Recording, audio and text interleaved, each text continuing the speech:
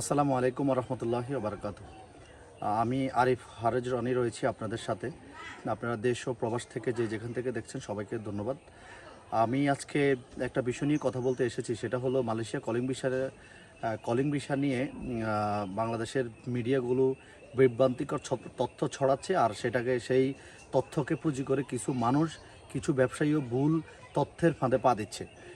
আমরা গতকালকে একটা নিউজ দেখেছিলাম ডিবিসি নিউজে, যে বর্তমান সরকারের বদৌলতে 12 লক্ষ কর্মী যাবে মালয়েশিয়া। এই কথাটার ভিত্তিহীন কথা। এটার কারণ হলো, বর্তমান সরকারের বদৌলতে 12 লাখ কর্মী যাবে মালয়েশিয়া, বিষয়টা এরকম নয়। 12 লাখ কর্মী, মালয়েশিয়ার 14টি সোর্স কান্ট্রি রয়েছে, সেই সোর্স কান্ট্রি থেকে তারা 12 লক্ষ কর্মী নেবে।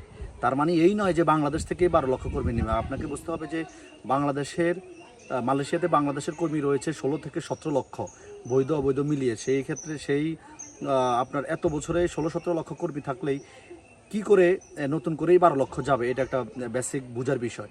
তো এই তথ্যটাকে অনেকেই পুঁজি করছেন, পুঁজি করে কলিং শুরু হয়ে গেছে, এই সে হাংতাং অনেক রকম বিভ্রান্তিকর তথ্য দিচ্ছেন। আপনাদেরকে আমি একটু বলতে চাই, সেটা হলো মালয়েশিয়ার 2018 সালের আগস্টের 31 তারিখ যখন মালয়েশিয়া তৎকালীন গভর্নমেন্ট মাহাতির মোহাম্মদ এটা বন্ধ করিয়েছিল, বাংলাদেশের জন্য কলিং বন্ধ করেছিল। কিন্তু এর পরবর্তীতে আমরা অনেক মিটিং দেখেছি, কিন্তু একটা মিটিং হওয়ার পরেই মালয়েশিয়া কলিং খুলে ফেলবে এরকমটা মনে হয়েছে, কিন্তু এটা কখনো হয় নাই। এটার জন্য অনেকগুলো মিটিং করতে হয়েছে।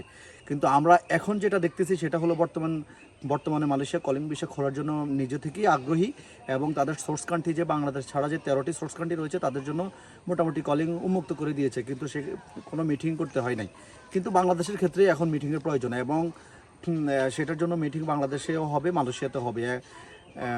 15ই মে মালয়েশিয়াতে বাংলাদেশের মানব সম্পদ উপদেষ্টারা মালয়েশিয়াতে মিটিং করবে, এবং 21শে মে 22শে মে মালয়েশিয়ার মানব সম্পদ মন্ত্রণালয়ের পক্ষ থেকে বাংলাদেশের ঢাকাতে মিটিং অনুষ্ঠিত হবে। এটা আমরা অবগত, কিন্তু আমাদের এটা মাথায় রাখতে হবে, মিটিং হওয়া মানে কলিং খুলে যাওয়া নয়। তবে আমরা যেটা দেখি আগের প্রেক্ষাপটের চাইতে এই প্রেক্ষাপটটা খুবই ভিন্ন।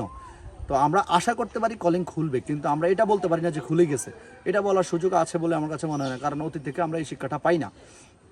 তো আমরা যারা বিভ্রান্তিকর তথ্য ছড়াচ্ছি অথবা খুলেই গেছে এরকম মার্কেটিং করতেছি, এটা আমাদের মনে হয় উচিত হচ্ছে না। তো আমরা যেটা দেখেছি, এরকম অনেক মিটিং হয়েছে, আমরা মিটিং থেকে ভালো কিছু আশা করি। কিন্তু এই আমাদের যে মিডিয়াগুলো যে তথ্য ছড়াচ্ছে এটা যেমন ভুল, সেই তথ্যের ফাঁদে পা দিয়ে যে ব্যবসায়ীরা যে তথ্যগুলো ঢালাভাবে ছড়াচ্ছে সেটাও ভুল। তো আমাদেরকে মধ্যপথে থাকতে হবে। আমরা আশা করি মালয়েশিয়ার যেহেতু নিজ থেকে এবার কলিংয়ের বিষয়ে উদ্বিগ্ন প্রকাশ করেছে, তো সেক্ষেত্রে আমরা মনে করি ভালো কিছু আমাদের জন্য রয়েছে, অথবা আমরা সেটা আশা করতে পারি।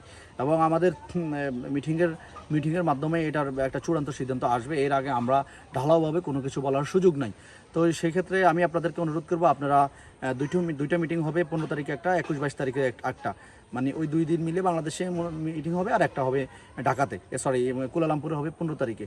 তো আমরা মিটিংয়ের জন্য অপেক্ষা করি, মিটিংয়ের যে ফলাফলটা আসে আমরা সেটার উপর নির্ভর করে যে কোনো তথ্য দিব ইনশাল্লাহ। তো বিভ্রান্তিকর তথ্য অথবা অতিরঞ্জিত কোনো তথ্যর ফাঁদে যেন আমরা না পড়ি, অথবা আমরা যেন বেশি আশাহত না হই, এটা আপনাদের সবার প্রতি আমার রিকোয়েস্ট। আপনারা যারা কর্মী আছেন, যারা যাওয়ার আগ্রহী, তারা একটু অপেক্ষা করেন, মিটিংয়ে কী হয় না হয় একটু বুঝান। আমরা এটাও অলরেডি জেনেছি যে আবারও সেই সিন্ডিকেটের পায়তারা চলছে, সেটাও আসলে মিটিং হওয়ার পরেই বিষয়টা ক্লিয়ার হওয়া যাবে। তো আমরা অপেক্ষা করি, মিটিং পর্যন্ত অপেক্ষা করি। যে কোনো নিউজ এবং মালয়েশিয়া প্রবাসের যে কোনো তথ্যের জন্য, অথেন্টিক তথ্যের জন্য আমার সাথেই থাকুন। সবাইকে ধন্যবাদ। আসসালামু আলাইকুম।